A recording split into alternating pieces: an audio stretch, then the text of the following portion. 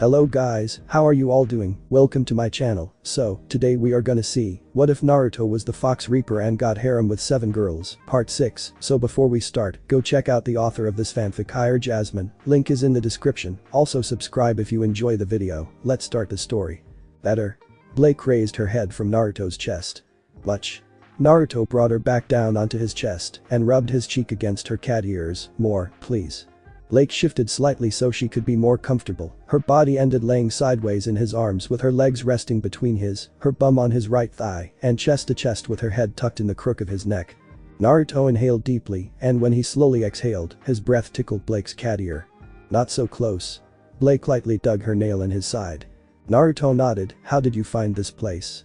A shinobi referred to the spot in the library in which the two were cuddling on top of the beanbag Blake had set there since who knows when. The spot was hidden from public view by 2 of the tallest bookshelves, with 2 smaller ones blocking any possible side view. The way to enter, and Blake had made it noticeably clear, was by jumping over the rightmost shelf, which was the smallest one. The only way someone could see them was if they were to stand right outside of the window and peek through the very corner of it. First week, I looked for a good place to read. Blake replied, pressing her cheek against his chest. It's great. Naruto complimented, would you mind if I bring some more furniture? Like what? The coffee table, maybe a futon couch for naps, Naruto humming, some silverware too.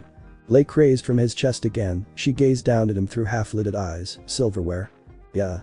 Coffee, tea, steel rubies, cookies. Naruto grinned. Blake giggled, I'll do the last one, she'll never suspect me. Naruto leaned forward, placing a gentle kiss to Blake's cheek that left the cat owlishly looking down at him. Thank you. A week later.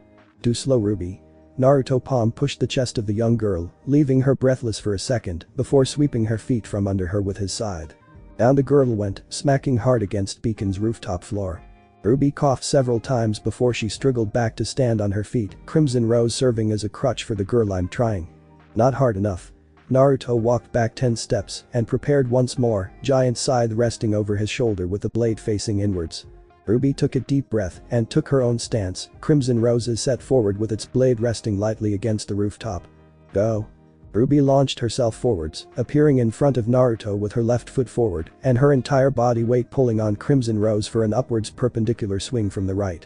Naruto used his left arm to catch her left forearm, halting her swing and smacking his forehead against Ruby's. Ruby persevered despite the stars she saw in her vision, reversing her grip on Crimson Rose, fixing its blade, and she spun her body to the right and away from Naruto's grip.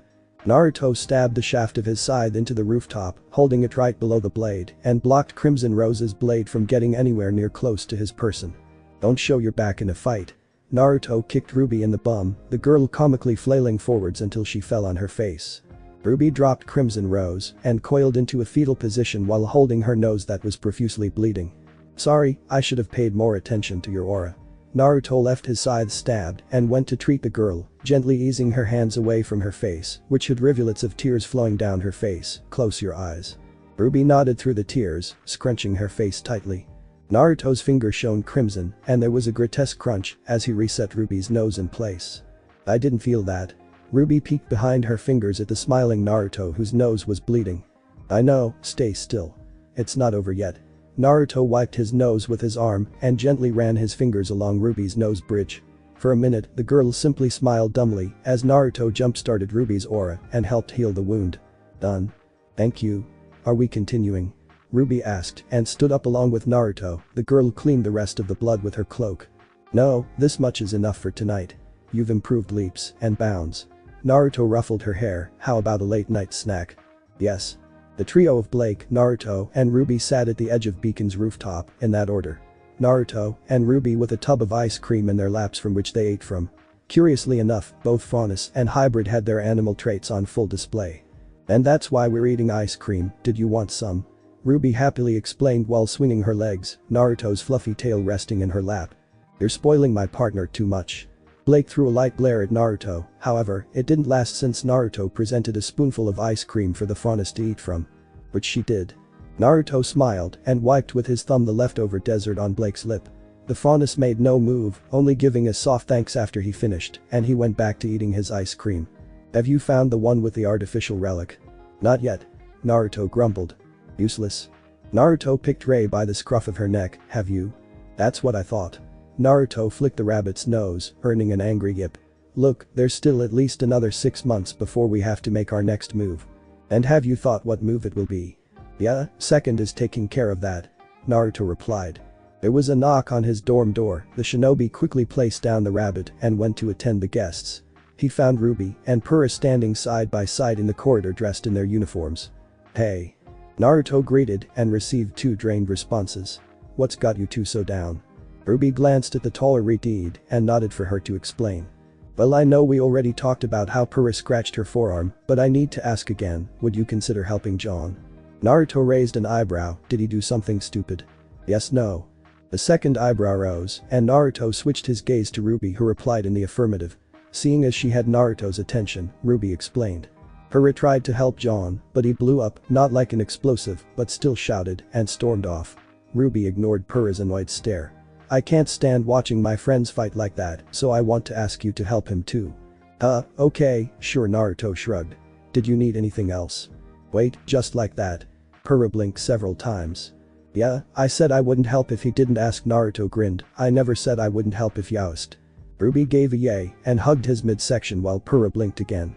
Naruto almost snorted at the way Pura's shoulders sagged in relief, yet her face still retained the poker stare. Do you know where John went? Naruto asked both girls. No, maybe Yang knows. Ruby replied. Naruto didn't question why Yang knew and not her. He walked out of his dorm room, locking the door behind him, and followed Ruby and Pura towards Team RWBY dorm to ask Yang. I misjudged you? Pura said quietly as she walked beside him. I didn't, don't worry. Pura didn't know whether that was a compliment or an insult, but seeing as the blonde was going to help her team leader, she stayed quiet. Ruby didn't knock for her team's dorm, she went straight for the handle and threw it wide open. Yang. Weiss jumped at the sound of the door smashing against the wall. Blake raised her gaze from her book from her spot on the bed, and the Spitfire they were looking for was standing in the center of the room. Whoa, big. Naruto sagely commented. And big indeed, for Yang was midway change of her clothes. The Spitfire blonde only had the uniform skirt on, the shirt pooling along with a white bra she had used for classes between her feet. A yellow tank top in her hands. One that she threw bunched in a ball to Naruto, who easily caught the cloth, pointing at Ruby, and said, I blame her. Yang covered her upai with her arms, though a bit too late, as Naruto had already memorized their shape, color, and most importantly, size. You have 3 seconds to run. Yang warned, though the blush covering her cheeks lessened the threat's impact. Have you seen where John went? Naruto asked. 1. Have you? Naruto asked with his gaze pointed to Weiss, who dumbly denied with her head. 2. Blake. The lazy no wave from the Faunus hand was his response. 3. Yang burst into literal fire and she went to punch Naruto, only for the shinobi to catch her fist with one hand. Yang's eyes shone in fury and the girl used her other arm to punch.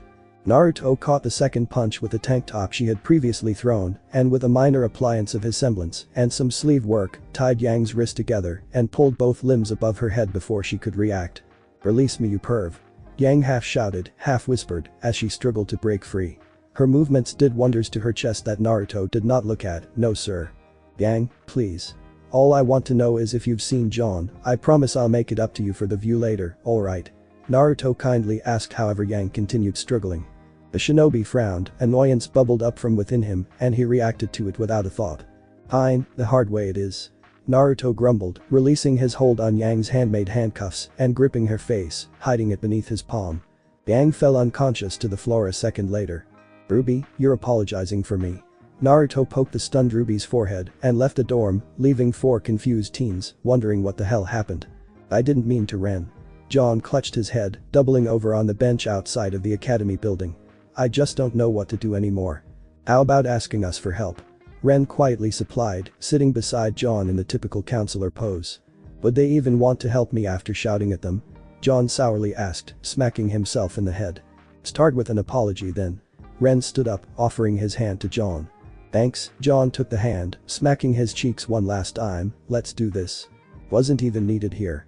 Naruto watched the boys return into the building, nodding in satisfaction all along. Just before he left his spot leaning against the academy wall, the shinobi saw the source of all John's current problems and intercepted them. What do you want from Uzumaki? Carden grumbled, trying and failing to intimidate the shinobi with his bigger height. Leave my friends alone, Naruto asked with a kind smile. Team CRDL laughed at his request, but the shinobi kept his smile. Or what? Think you can take on all 4 of us? Yes, and I'll kill every single one of you if you keep being such an imbecile. Naruto's killing intent was enough to pressure the 4 boys onto their knees, the 4 clawing at their throats, as his intent was powerful enough to cast a vision of what would happen to them the next time. When the 4 fell flat on their faces, groaning and sobbing, Naruto spoke again. Are we clear? Groans and mumbles. I said, are we clear? Yes. This is your idea of making it up to me? Yang tied her long hair into a ponytail, then cracked her knuckles and took a boxing stance. Yeah, it's time we sort out some of our problems the way we both. Yang dashed forward, the tank top doing nothing to stop her puppies from bouncing, as her right fist went directly towards Naruto's face.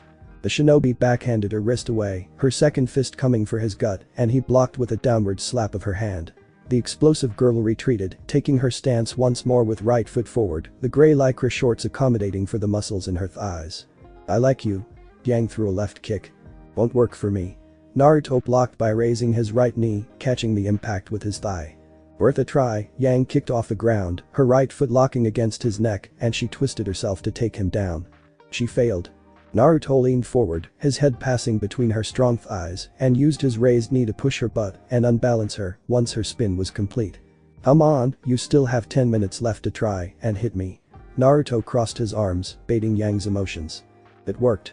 The explosion from her semblance was always a sight to see, the different shade of her eyes without the killing intent within felt comforting for the Reaper in its own way.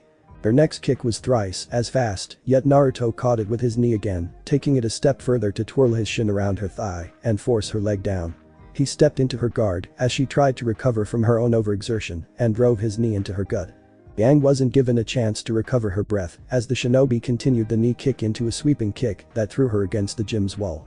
The moment her back hit the wall, she pushed herself with her arms and threw herself against him in reckless abandon. Forgoing all sorts of defense for a full offense assault. Maybe if Naruto was a mindless Grim, the assault would have worked. As it was, the shinobi continued slapping her fists away, blocking her kicks, dodging her elbows, and giving back just as many blows that spurred her further. Even when her aura had gone into the red, Yang continued to try and pummeled him not just to make him pay, but to also work out whatever pent-up frustration she had with him. Naruto didn't know what else was bothering Yang to make her regress so much since their bonding talk in the forest, as brother-sister taking care of problematic sisters, but he was sure that the method he chose for her to work it out was the best. Yang and he were not so different after all. However, he knew when to stop, and when the alarm from his scroll blared and Yang continued. He knew the time was now. Yang, Naruto caught her right fist stop.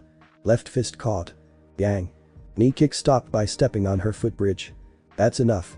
Yang growled, semblance glowing brighter. Naruto frowned, twisting her arms together and twirled her around with her own arms locking below her rack. The shinobi pressed himself flush against her back to avoid any kick, one hand keeping his lock on her arms and the other gently working on her shoulder. What's going on? Yang took 3 deep breaths, semblance dying down, and she sagged against him once it died completely. Like a puppet with its strings cut, the two sat down in the same position with Naruto being the big spoon and Yang the little one between his thighs. Sorry, it's just Weiss, and I haven't been on the best of terms, and it's getting to my head. Yang replied, head resting against his shoulder tiredly. If it's Weiss, there are 2 or 3 things I could help you with, but you have to be specific. Naruto released her arms now that he knew she wouldn't retaliate any further, and set his palms on her shoulders to massage the tenseness. She's just so mean. Yang cried out, everything we do, there's always a mistake. As if she's perfect, Ruby tries her best for all of us, yet Weiss never appreciates that. Naruto hummed. The beds, the books, the classes, the weapons, the food, everything has a mistake. Yang deflated further once her rant was over. Yeah, that sounds like my princess, Naruto smiled. And are there mistakes? Yang spun in his lap to glare at him. Are you taking her side? Yang, answer me. Are there mistakes or not? Yang ground her teeth. No. Naruto took one of her fists, easing it open and placing it over his heart. Can you swear on my beating heart that there are no mistakes? Yang looked away. I will not take Weiss's side, but I won't take yours either, Naruto released her hand. But if neither of you is being honest with yourselves, how can I expect you to be honest with me? There are some mistakes, some. Yang whispered harshly. Then we should work on those first, and then we can show her we're the better person by fixing those mistakes without her help. Naruto turned Yang around again to work on her shoulders. He leaned close to her ear and whispered, or we can get Weiss who's been spying on us from the start and work on her mistakes too. Alright. Yang shivered from his breath being too close. Naruto smiled, feeling the presence of the princess sneakily close in on their spot in the gym to hear whatever they started whispering. "Leave it all to me, okay?" Yang nodded, not trusting her voice. Naruto disappeared from Yang's back, Wise stumbling back as the shinobi smiling visage appeared too close for comfort. "Wah. Princess, we need to talk." He gave her a smile. "Should I be worried?" Ruby asked with a raised eyebrow when Naruto brought her sister and Weiss, knocked out with one on each shoulder to Team RWBY's room. "Nah, we just worked out some of our differences." Naruto laid both girls in their respective bunk beds and turned to Ruby. "Did you know your sister's a natural blonde?" "Duh, I grew up with. Why do you know that?" "I didn't, but thanks for confirming." Naruto poked Ruby's pouting cheek. "Shall we dance?" Innocent glee replaced the anger. Naruto lazily passed a book's page, yawning in boredom as the teacher of biology droned out about something he didn't care about. The teacher in charge of biology was Professor Peach, a young ruby-sized 5'2" woman with bob-cut peach hair, sparkling green eyes filled with mischief, and a slender build accentuated by her skin-tight sunflower dress. And said teacher threw the yawning Naruto a chalkboard, one that smacked him right in the head. "Uzumaki." The teacher exasperatedly drawled out his name. "Not again. That's the 5th time you've yawned in my class." "Ah, sorry Peach." Naruto rubbed his forehead. "What were you saying?" The ruby-sized teacher pouted, and Naruto felt a wave of resentment from the male students who adored the teacher. "I was explaining why the sap of this tree is so important." Peach pointed at the hologram screen of a brown sap tree behind her. "And why was it so important again? Is this what Glinda meant when you were a gifted student?" Peach bemoaned. The fans' male students laughed at her joke. "Let's go with that, yes." Naruto coughed into his fist. "I'll go over it one last time. Black sap and white sap trees are dead trees, however the variation of brown sap trees found in Emerald Forest are known to have a special attribute in their composition." Peach switched the hologram display for one about the tree's cells. "This composition allows the sap of the tree to be digestible by any living being, be it humans, animals or even Grimm, though I wouldn't really call Grimm living beings." Again, the fans in chorus at her explanation. "And tomorrow, we'll have an excursion to Forever Fall in order to gather samples of the sap and study its composition for the next assignment." A nondescript student raised a hand. "What if we encounter Grimms during the excursion?" A valid question considering some of the students in her class weren't the savviest in physical activities. "We'll have a collaborative class with Professor Glinda." Peach leaned on her desk, crossing her arms and smiling evil. "I doubt anything can get past that old hag semblance." Naruto snorted. One of the reasons he enjoyed the boring biology class of Peach was because of the teacher's irrational dislike of his lover. The way Peach squirmed when face to face with Glinda was amusing to watch too. "Make sure you're all ready for tomorrow, it will be quite a day." "Yes, quite the day indeed. As desolate as ever." "I know right." Naruto stretched his arms above his head, neck craning to either side with a resounding crack. "That feels good. This is no place for someone like me." "Jill, there's only like 3 years left before everything's over." Naruto tapped her shoulder. "Now, if you'll excuse me. We have things to do in the real world." Naruto disappeared from the empty sewer-like prison of his inner world, leaving alone the Grandmaster that willingly bounded to his soul. Said Grandmaster spared a glance at what once was a crimson orb sitting snugly in the center of the prison, its once pure crimson color corroded into an oxidized red with numerous dark tendrils piercing the core from the outside and draining more of its once vibrant color. "Do you even have that much time left?" February 20. Naruto groggily sat up from his spot on the dormitory's roof, right hand nursing the throbbing headache in his forehead. The sound of steel clashing against steel irritated his wolf ears, and the hybrid glanced to the source with a growl emerging from his throat. The growl that died down when he realized he directed his anger at his two closest friends. Ruby and Blake were sparring a couple feet away from him, the older girl having the upper hand due to the rooftop's limitations playing to her advantage. Not to say Ruby wasn't giving her a tough time, the younger girl was a certified genius in the art of combat. Naruto could see how Ruby incorporated into her style his lessons. No longer did she try to win by brute, forcing her way through her rival's defense with her semblance.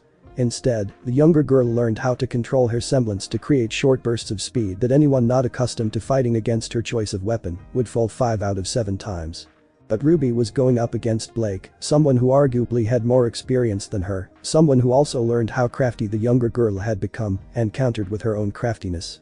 Whereas Naruto had no problem discarding his giant scythe when opponents came into close range, Ruby still tried to gain distance where her dance of deadly swings worked best. So, it was no surprise Blake used her semblance, creating clones of herself, to enter Ruby's personal space and attack her where she couldn't fight back at all. And, just as he predicted, Blake closed in and delivered a solid punch to the younger girl's solar plexus, which sent Ruby skidding backwards, gasping for breath, and directly towards him. Naruto stood up and caught her with ease, rubbing the younger girl's back as she desperately coughed to regain her breath. How small. You've gotten really strong, look how serious Blake is to take you down now. Naruto complimented the girl, who smiled while still gasping for breath. It would be so easy to take her down. Ruby gasped for breath. Need to get stronger. I will protect you. And you will, but if you push yourself too hard too fast you might end up hurting yourself, and neither of us want that. Naruto pointed at himself and then at Blake, that had moved to stand beside him, nodding at his words. You don't need to get stronger. We should stop for today. Blake took Ruby's weapon away from her. Tomorrow's the excursion to Forever Fall. Having fun in the middle of a war? Oh, I forgot about that. Oh no, Weiss is going to be so angry, Ruby bemoaned at the end. Despair clouds formed above her head. Tame her. I'll talk with her, don't worry. Naruto said, as his hand lit with a crimson glow Ruby was all too familiar with. The younger girl pointed at the exact position on her belly where Blake had hit her, and the shinobi placed the glowing hand over it. Corrupt her. Thank you, Ruby blissfully moaned once the pain faded away completely. Take her. You spoil her too much. Blake hit the hybrid in the arm. I'll take our weapons back to the lockers. Don't let her go. Thanks, I'll see you tomorrow then. Naruto waved to the retreating Blake and then turned to the lost in Cloud 9's Ruby. The shinobi hid his hybrid features and called out the girl. Come on. Naruto took Ruby by the hand, the younger girl happily interlacing her fingers with his, and the two started their walk towards the team dorms. It was during moments like these that Naruto dearly wished he could stop the annoying voice of his inner beast desires. If he had known that coming to terms with the different facets of himself meant that he had to accept such barbarous nature, he would have thought twice about doing it. But if he wanted to keep what remained of his sanity intact, then it was a process that needed completion. What that would mean for his future self, he didn't know, but the supportive hand holding his own was enough to quell those concerns for however short this moment lasted. The shinobi glanced at the bundle of sunshines that was Ruby. The younger girl happily skipped beside him, humming a tune he didn't know of. So young, brave, and full of dreams. Ruby really reminded him of his old naive self that believed he could change the world all on his own, just by working harder than anyone else. Ruby, you're amazing. Naruto suddenly said, causing the girl to stumble, but not fall, as he caught her. Another random compliment. Ruby looked at him with sketchy eyes. Yes, another one, Naruto grinned. I don't know why you keep giving them, but don't stop. Ruby smiled. The shinobi did change the elemental nations for the better, or so he believed. But that wasn't on his own like he grew up believing. There were many kind people who helped him along the way, and he was extremely thankful to each and every one of them. And for as long as he stood beside the red-haired girl, he would make sure to become a pillar to support her dreams that reflected his own old self. The question was, would she stand beside him when she learned the truth about this world and what he meant to do with it? Thank you for another night. I'll see you tomorrow, Ruby said, standing outside of her team's dorm. The girl gave him a quick hug that he returned. Don't be late, Naruto teased, causing Ruby to pout. Ruby blew a raspberry at him and went into her dorm, as quiet as she could. The click of the door closing echoed in the dark hallway. The sound of his steps was quiet, yet in the eerie silence that permeated the hallway they might, as well, have been giant bells signaling his movement. It was late already, so late that the lights outside of the dorm were off. The darkness cast on the hallway gave him bad memories of his time spent captured and tortured by a certain soulless husk. For a moment, he pondered how his life would have been if he had not accepted Osban's mission. Naruto slid his scroll on his dorm's lock, the door sliding open, revealing his dorm's darkened living room. The room state probably meant both Glinda and Liv were already asleep. The door slid close, leaving him in total darkness that didn't bother him at all.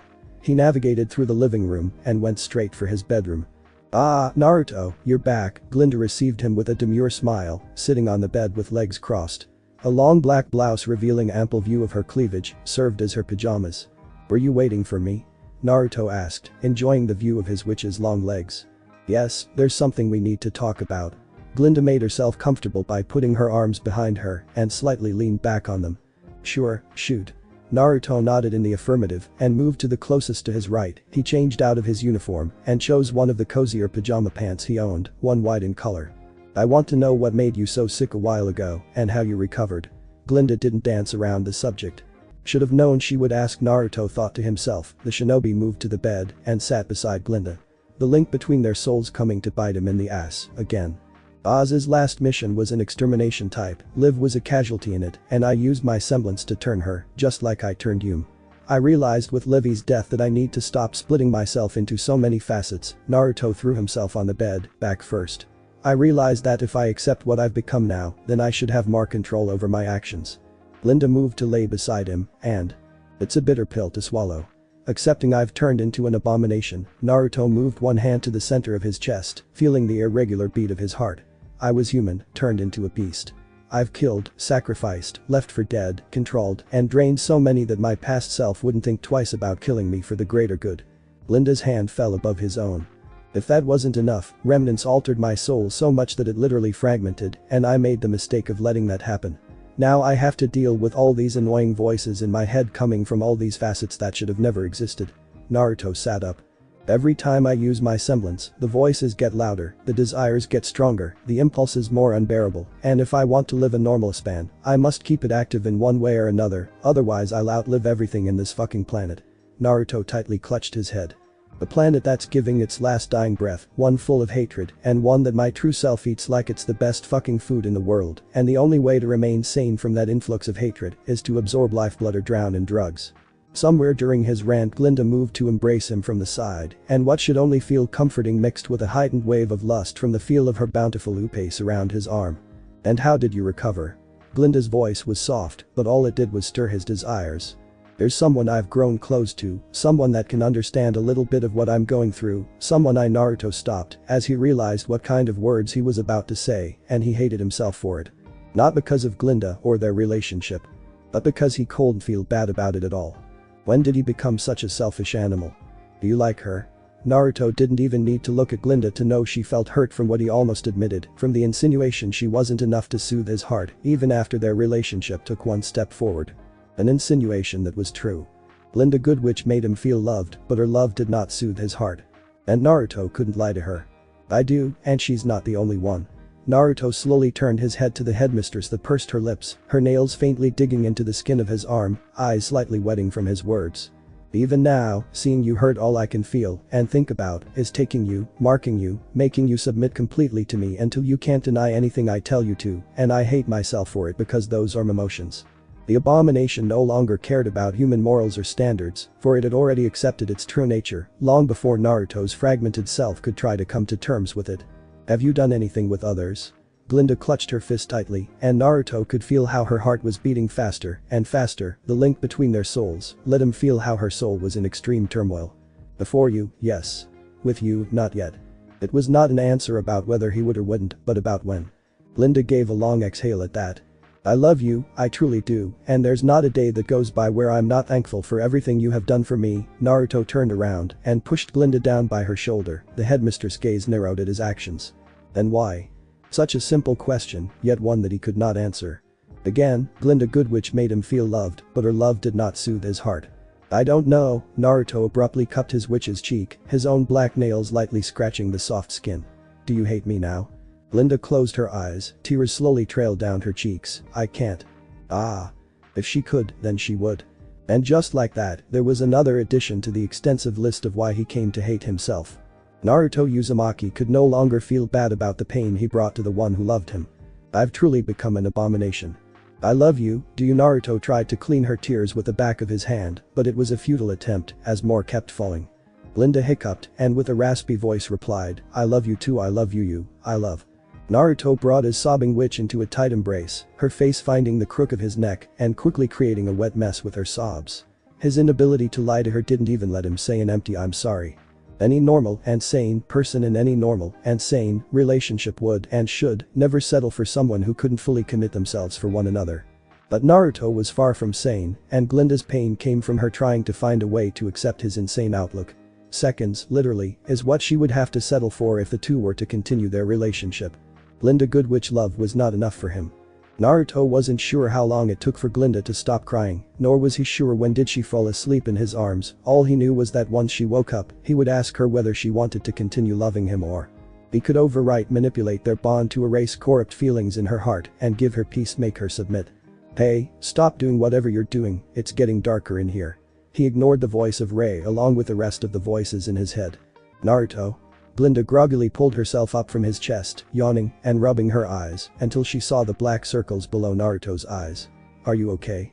Naruto blankly looked at the window from which the morning sun greeted him. "No. Let's get ready for the excursion."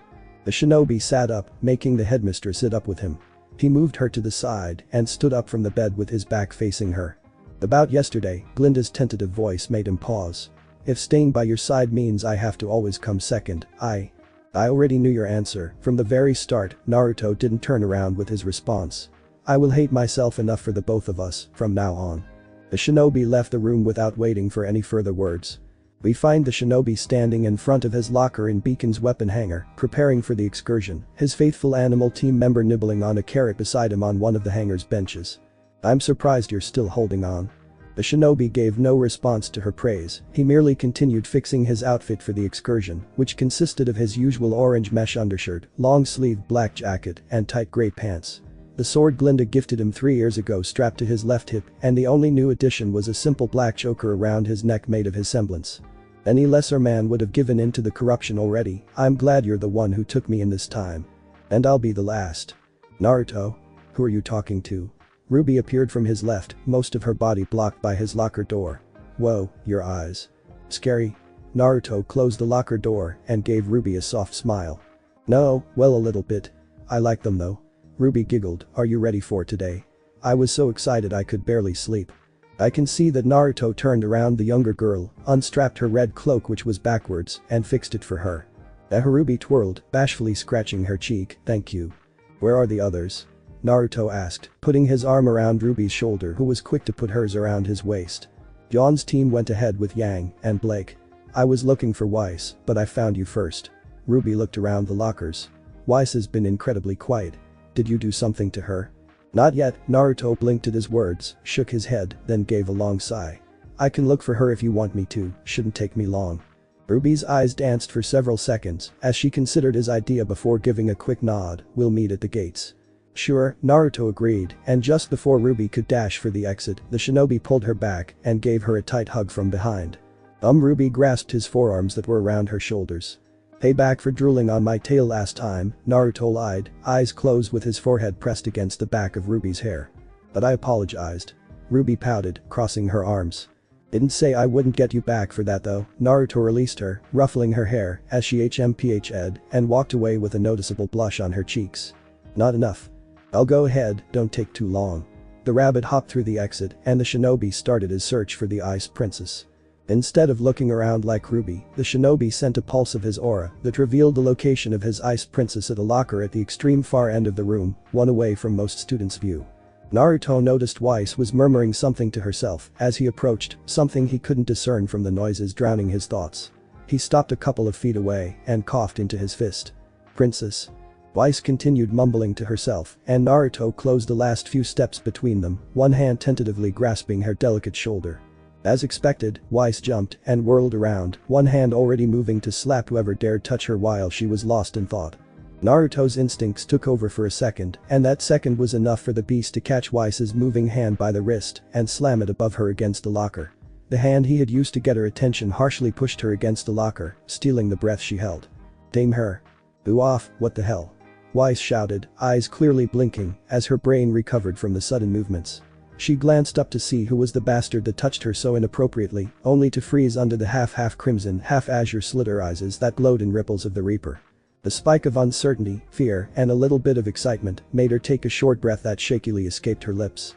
Naruto heard and felt his Ice Princess' heart start to beat rapidly. Her light complexion took on a red hue, starting from the valley of her exquisite perky pace, that her battle dress did nothing to hide all, up through her delicate collarbone, shoulders, and neck, finishing with a lighter dust of pink on her soft cheeks. The wrist above her sagged, and with it went the rigidness of her body that pushed her exquisite chest outwards. With every short breath she shakily took, feet switching her balance and making her finer thighs press together. "Naruto?" Weiss wheezed out. It would be so easy to tame her. Naruto's hand on her shoulder moved to her face, seizing her chin with his thumb and his fingers tilting her head upwards. The Ice Princess made no move to reject him, in fact the parting of her lips invited him to take what sh. The black choker around his neck squeezed, the little spikes in the inner part piercing his neck and drawing blood. Pain brought his reasoning back, and Naruto dodged the ice princess's face at the last inch and placed his forehead against her shoulder. Her face and hand were released. Why? Weiss whispered. Why did he react like that? Or why did he stop at the last second? Why? Did he not want her? Did he not like her? Why? Because this is wrong, and I don't want to hurt you. Not that you cared about hurting her, either way. Is it wrong for me to like you? Weiss clutched the front part of his black jacket. No, but it's wrong for me to take advantage of your feelings like this. Naruto knew Weiss liked him, knew she had been so looking forward to meeting him, to give her the same happiness he gave her sister, to thrusts into trust her. He knew if he asked her to throw her pride away for him, she would do it in a heartbeat. All because she created an unhealthy view of him in her mind. And while his true desires aligned with hers, acting on those desires would undoubtedly change for the worse many things around and within his fragmented self. I'm not the good guy you believe in, Naruto deprecatingly chuckled, stepping back and away from the ice princess that still clutched the front of his jacket with a pronounced frown on her features. I'm everything you hate and more. You're not the one who decides that. Weiss replied, tightening her grip. No, I don't, but it does not change the facts. Naruto eased her grip, holding her closed fists in his hands. Learn more about the real me, and then we can do this properly. Promise? Promise. Naruto and Weiss joined the rest of their friends shortly after their unusual promise, Naruto's attention being quickly taken away by the youngest of the group, their conversation leading them away from the rest of their friends who looked at one another with a shrug. They all knew both Naruto and Ruby felt most at ease in each other's presence than with any other. So, really. It was no surprise to them hearing how Naruto played along with Ruby and saying he knew a new cookie recipe which involved fictional dust-infused powder, and Ruby trying to one-up him by saying she knew one that could only be cooked during a full moon, and so on.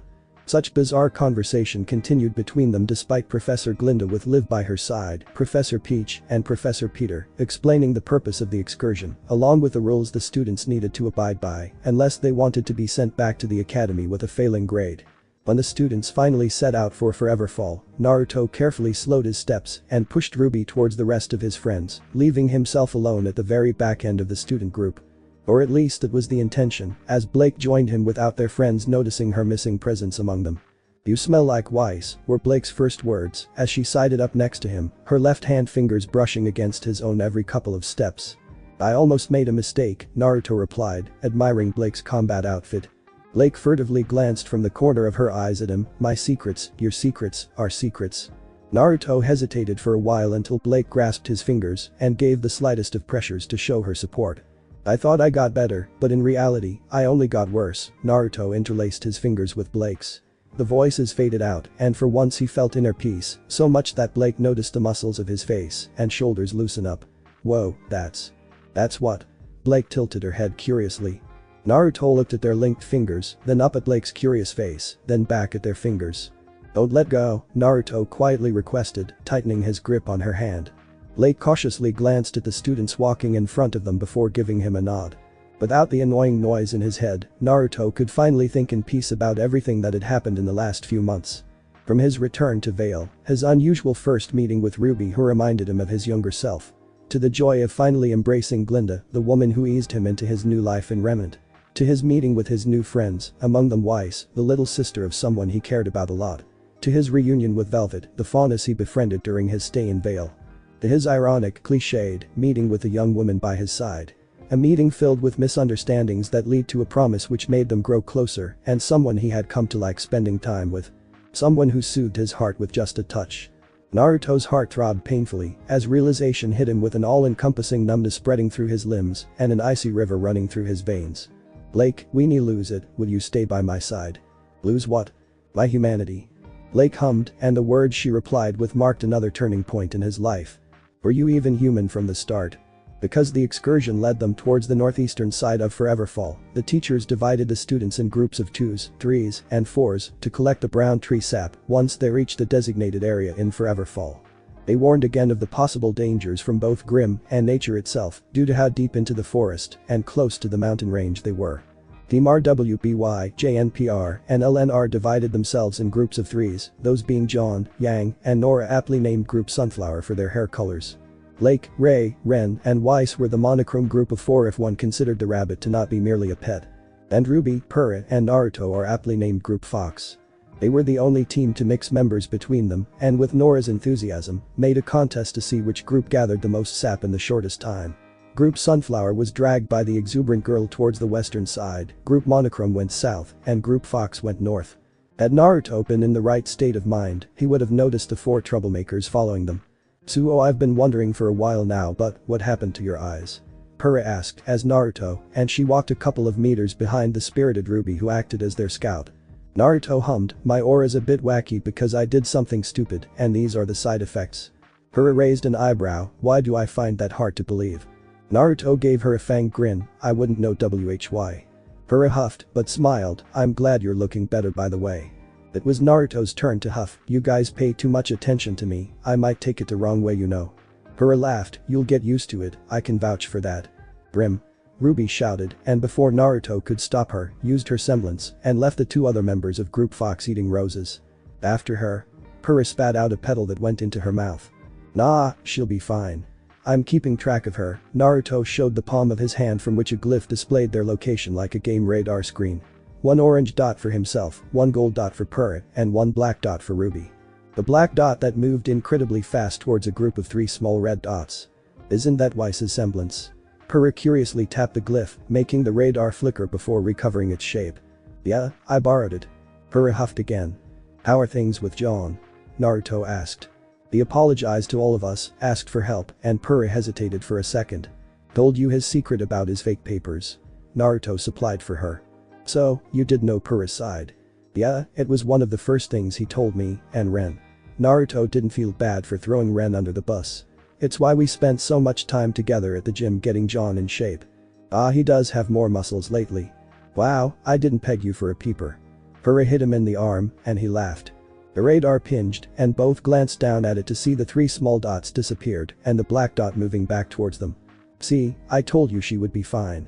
As if despite his words, 4 white dots with a multitude of red dots appeared in the path of the black dot and stopped her.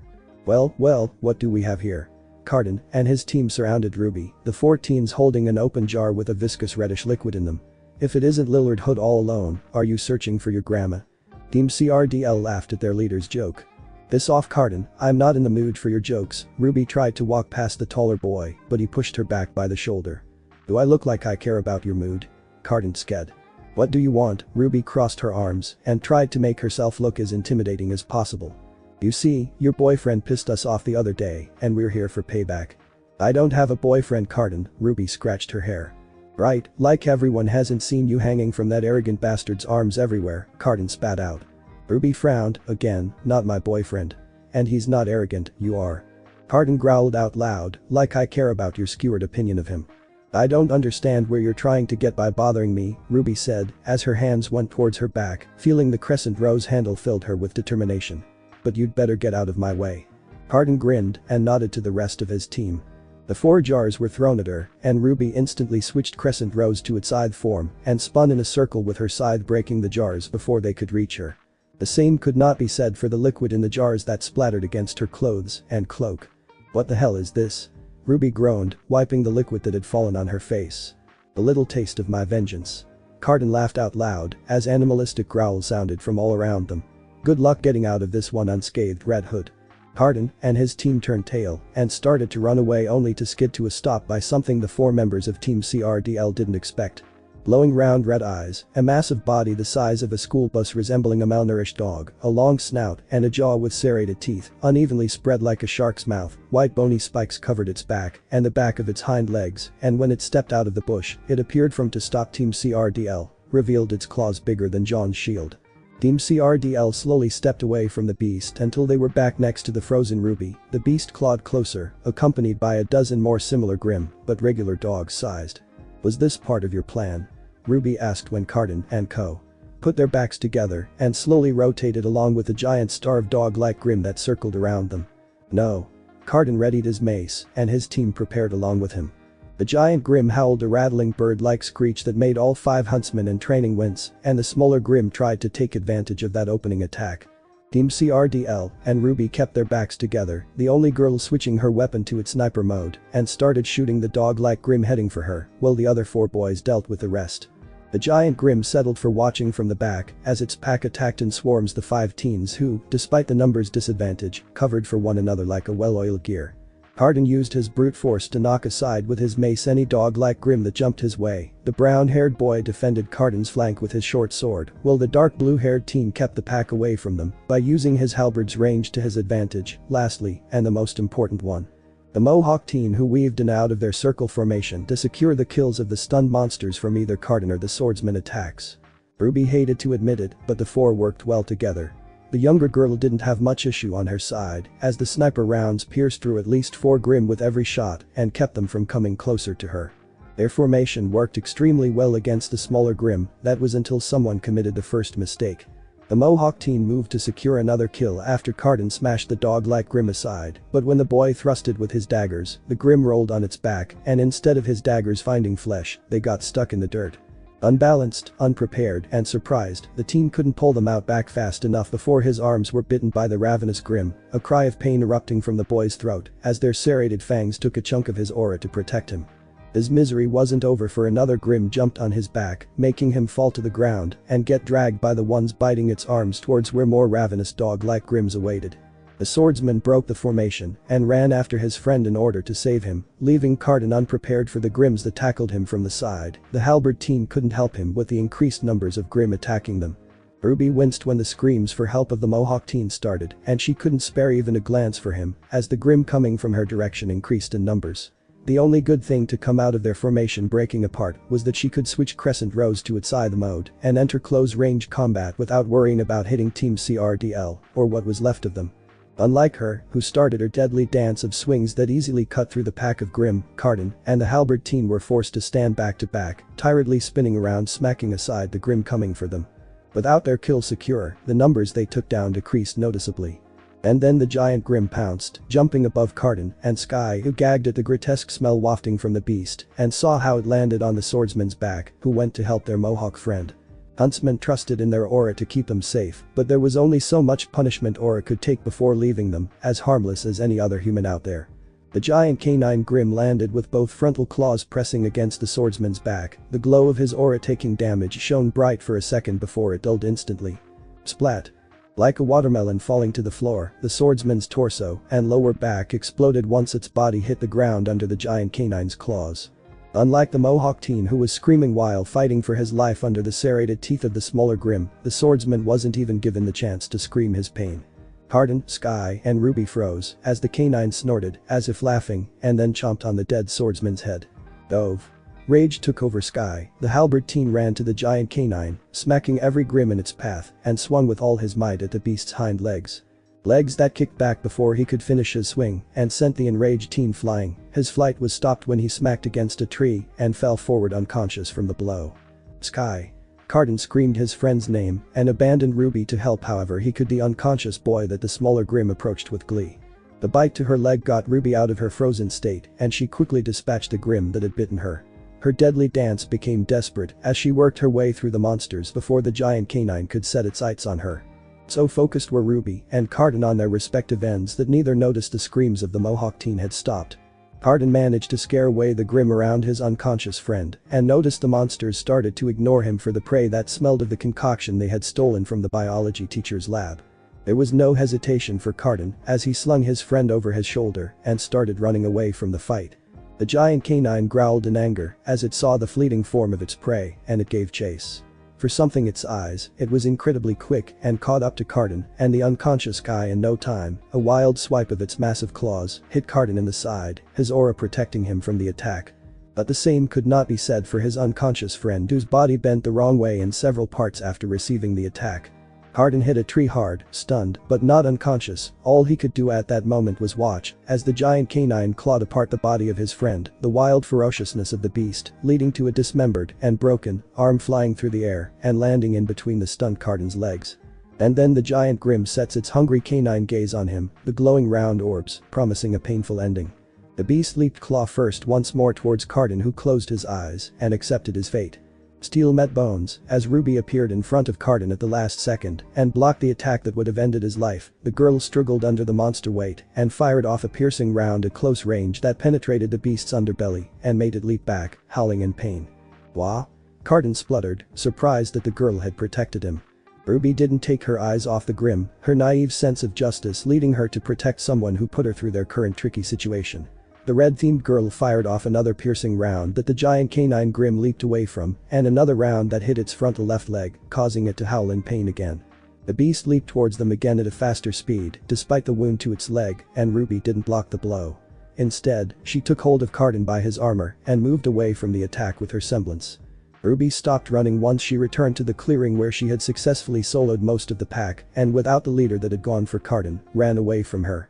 Naruto would later on smack her hard on the back of her head for stopping there instead of continuing until she was far away from the beast, but that was something the future Ruby would bemoan about. Because the present Ruby wasn't prepared for Carden to hit her in the back of her legs, making her fall on her ass, and for the boy to start running away from her again despite saving his life. Her moment of weakness led to the canine catching up to them, and the monster pounced on the most vulnerable of the two. Her fought many people in her short life, and she'd been at the receiving end of killing intent several times, as no warrior was a true warrior without it, but the potency of Naruto's killing intent easily dwarfed anything she had ever felt before from any other living being. The shinobi's control over his disguise broke apart, his hybrid tail and ears puffing with a cloud of smoke into existence. Hera stepped back in shock as a murky whirlpool of darkness appeared beneath Naruto's feet, in which he slowly sunk into. One of his hands caught her forearm before she could step further away, and Purah would feel the most discomforting sensation of her whole life as Naruto brought her into his personal semblance's pocket dimension. The champion had first-row seats for the way in which Naruto's huntsman outfit formed from the malicious energy within him, and then the sensation of her body moving in all four directions at once assaulted her. The sensation came to an end with the blinding light of the sun and an anguished scream of pain a couple of feet away from her. The scream forced Purah to open her eyes and assess the situation, and she froze while the Reaper screamed as he dashed forward. The giant canine Grim had pinned Ruby to the ground with one claw, and inside his mouth was the entirety of the screaming girl's left arm and most of her shoulder. The glow of her aura quickly dimmed as it couldn't hold the punishment it was receiving. Ruby's aura light disappeared 1/2 of a second before Naruto swung his scythe, blood from both the girl and the beast sailed through the air. The giant canine's body fell with a loud thud, its decapitated massive head with jaw opening from the shock of the attack, fell seconds after beside the frozen Purah, its trajectory bathing her in blood and gore from the monster. Naruto fell to his knees beside Ruby, his giant scythe clanging loudly when he let it fall away to pull the girl off from the ground and into his arms, her head coming to rest on his chest. "Ruby," Naruto whispered, looking between her paling face and wounds. The girl's combat dress had several tears on her right side, below her ribsage, and over her stomach. Everything about her clothes starting from below her left upai all the way to her collarbone was torn apart from when the beast's fangs chewed her left arm like a toy. For once, the voices in Naruto's head had no comment for the girl's revealed young bosom, as his entire worries were directed at the profusely bleeding teeth marks marrying above her left upai, going around in a full circle around her shoulder. If Naruto was 1/2 a second slower, the beast would have taken the entirety of her left arm and part of her chest with its death.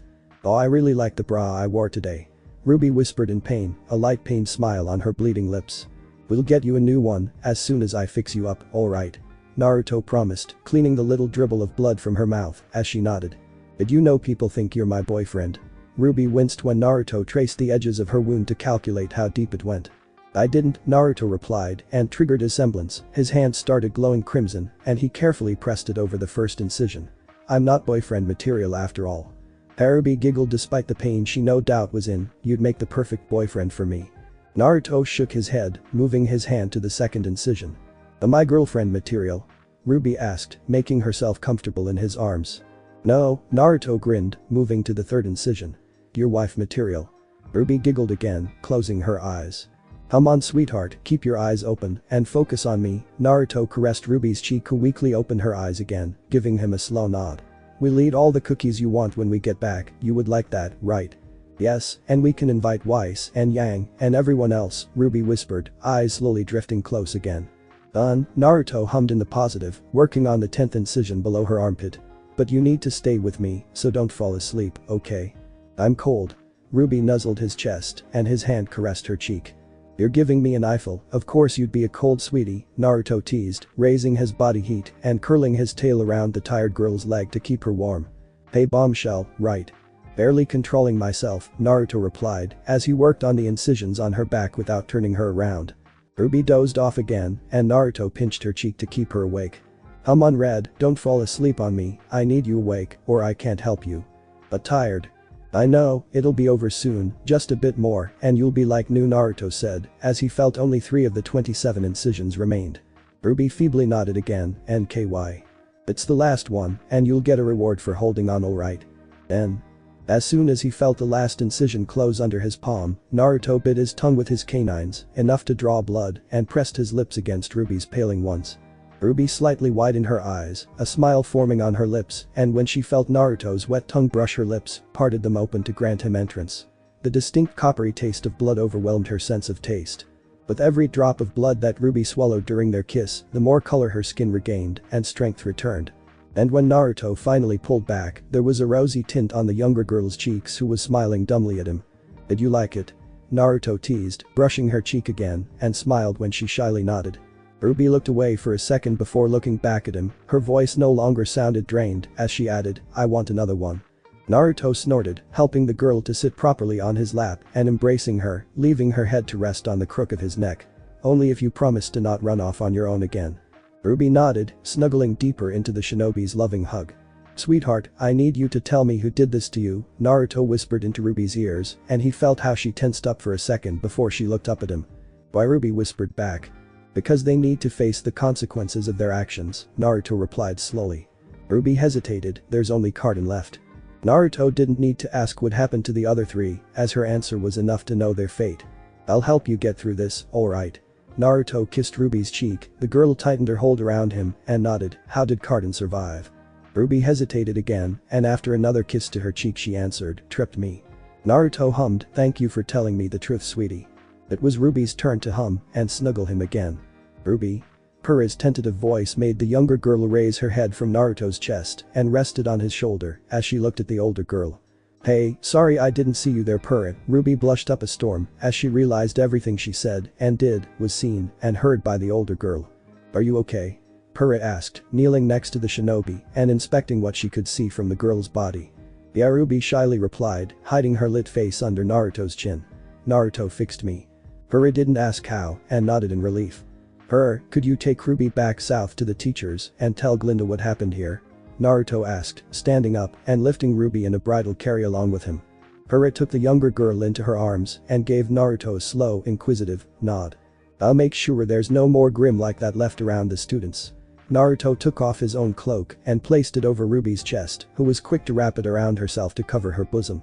What if we encounter another one on the way back? Purah is an incredible warrior, but even she could not fight while protecting someone.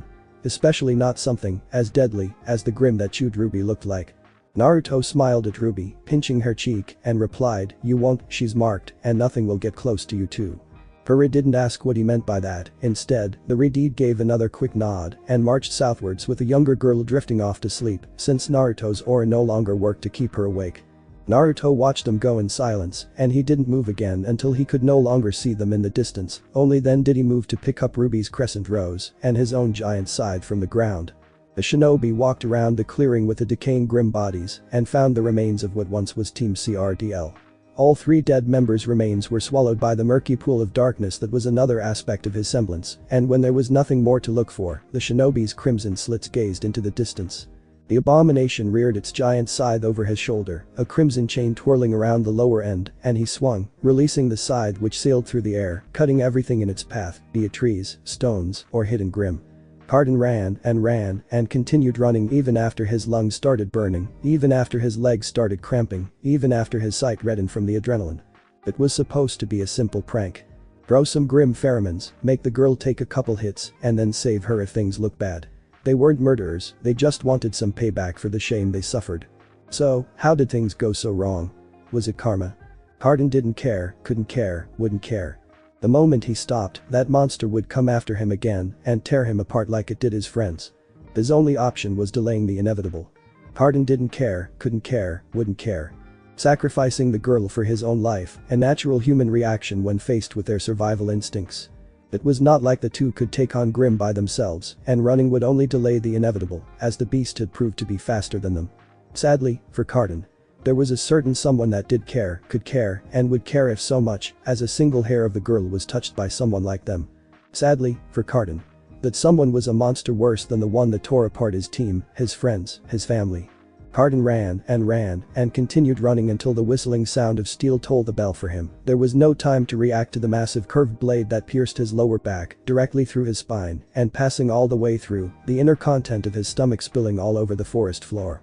Carden fell to his knees, clutching the blade that cut the nerves of his legs, blood pooling from his lips as he glanced around for the owner, only for the sound of chains to rattle in his brain. The chains were pulled, the blade hooking over his crotch, and he was pulled backwards through the dirt. Carden tried stopping himself by clawing at the ground, but all it did was make his nails tear from his fingers and for his fingers to fracture. Carden screamed when the blade hooked deeper into him, cutting through his armor and dug into his sensitive skin. The clanking of chains became louder in response to his frantic screaming. The back of his armor started tearing and digging painfully into his body with the continued bumps his body suffered. And then it finally stopped. But his consequences were far from over. "I warned you." Carden stopped moaning for a second, body quaking in pain, and looked up at the glowing crimson slits that paralyzed his upper body. The abomination body was coated in a crimson bubbly cloak of energy that erased anything it touched around him, the killing intent oozing from him enough to make Carden wet himself in fear as it approached closer, the rattling of chains accompanying his steps.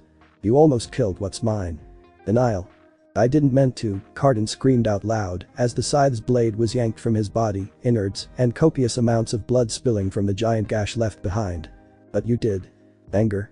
"Fuck you, Uzumaki, you both deserve it, nobody messes with me."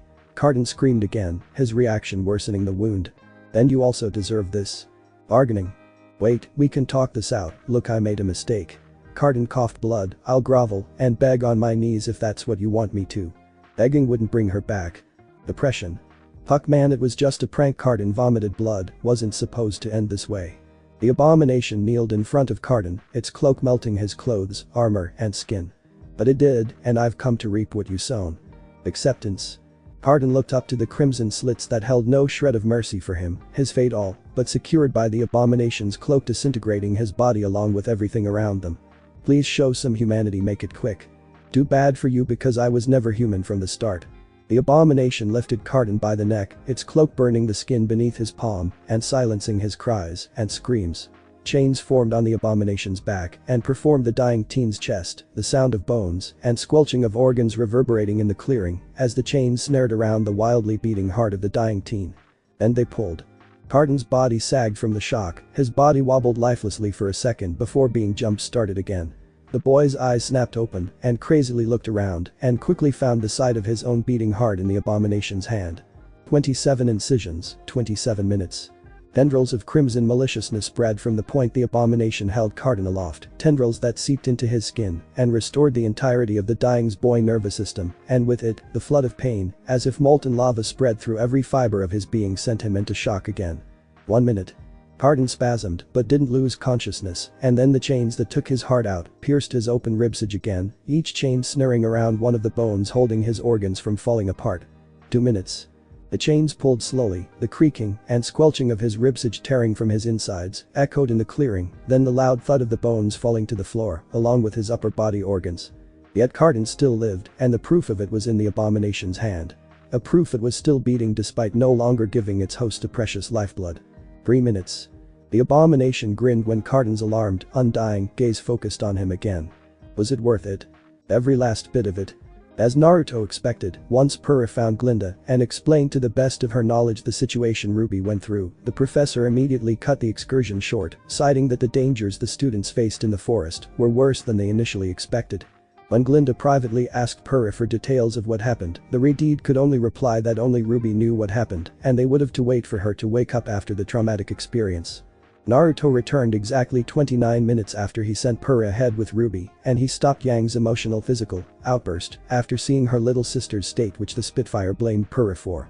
The shinobi had no qualm sending Yang into blissful unconsciousness and carrying her over his shoulder like a sack of potatoes, while the students returned to the academy with Professor Glinda and Peach leading the front and Professor Peter protecting the back. Lake carried the sleeping Ruby on her back, using the excuse of her duty as her partner to keep the girl she'd come to care about as close to her as possible. Team JNPR walked around her in a circle formation in case anything else occurred. Weiss was torn between walking with Blake or walking with Naruto, who held her unconscious partner over his shoulder. In the end, she sided next to Naruto and sent him furtive glances that he ignored until they were a third of the way towards Beacon. If I asked what happened, Weiss quietly started, squeezing her hands together and concernedly looking at her young team leader. Harden made a mistake and paid the price for it, Naruto replied, tilting his head in Weiss's direction. What did that imbecile do to my team leader? Threw grim pheromones on her when she split apart from us, attracted Laylaps hound-like grim towards them. Naruto explained what he knew from the details he gathered at the clearing. That asshole. I'll give him a piece of my mind once I see him. Weiss huffed in anger, and Naruto snorted. You won't see him or his team ever again. Naruto bemusedly smiled, and Weiss looked confused at him. They all died except for Ruby, your team leader's truly exceptional. Weiss froze at his noncommittal airily admittance of Team CRDL's death. Told you I was not the good guy you believed in. Naruto looked ahead to the sleeping Ruby on Blake's back. Weiss looked down at his words, and her silence continued all the way to the academy, and even after that. The teachers gave the students the rest of the day off. Glinda sent Liv to report the accident to the headmaster and accompanied Team RWBY and JNPR to Beacon's medical wing, where Anna received the sleeping Ruby, called for Yoon to take care of the girl, and despite the team's wishes to keep company to the girl, only Yang, who'd waken up at the last minute, was allowed in her room. As her family member. Naruto, who obviously went with them, discreetly waved a hand sign to Yoon, which the ancient being understood. Without anything else the teams could do, Team JNPR returned to their dorm in low spirits. Weiss offered to get Ruby and Yang a spare change of clothes since they would most likely spend the night in the medical bay. Ray kept the Ice Princess company after Naruto ordered her to. That left Naruto, Blake and Glinda standing outside of the medical wing. Feeling like we've done this before, Naruto started scratching his cheek. Glinda gave the Faunus girl a frown before the headmistress looked at Naruto.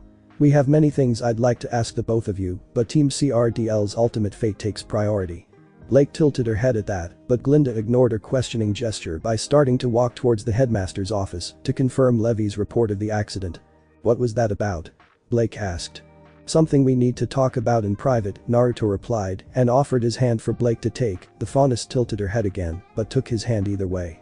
The world around them spun for a second before they appeared in Blake's hidden spot in Beacon's library.